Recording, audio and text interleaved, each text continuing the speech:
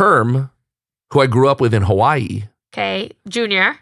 He had moved here to Houston. His company, he worked with Comcast Sportsnet in San Francisco. Mm-hmm. He made a move. They had opened up a position here in Houston, so he came here to Houston.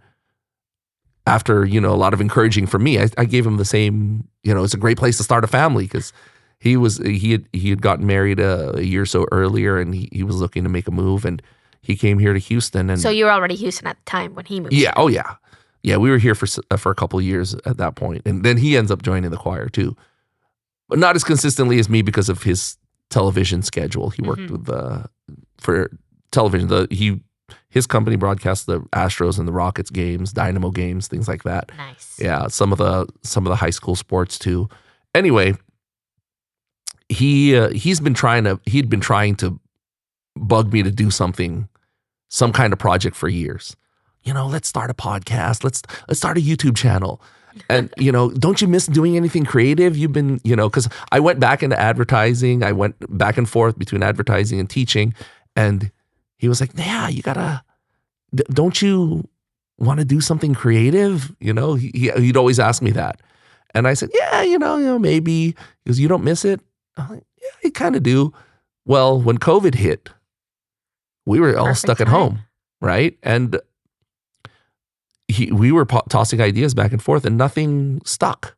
Mm. But what happened was there was a talk at the Acts retreat that I had just teamed before COVID. So a few months earlier, there was a guy who shared something that his family had been going through.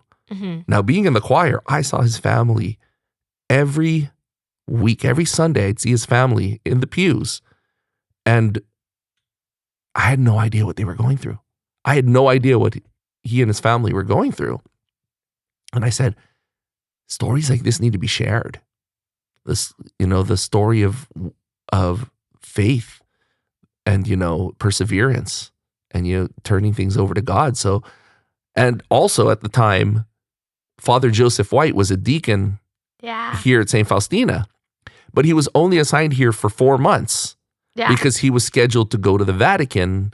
He wasn't even supposed to be here. He was, they was just like, let's just put you over there for now. But no, I'm just kidding. So they put him here. He definitely asked because we're the best. Right? Yeah.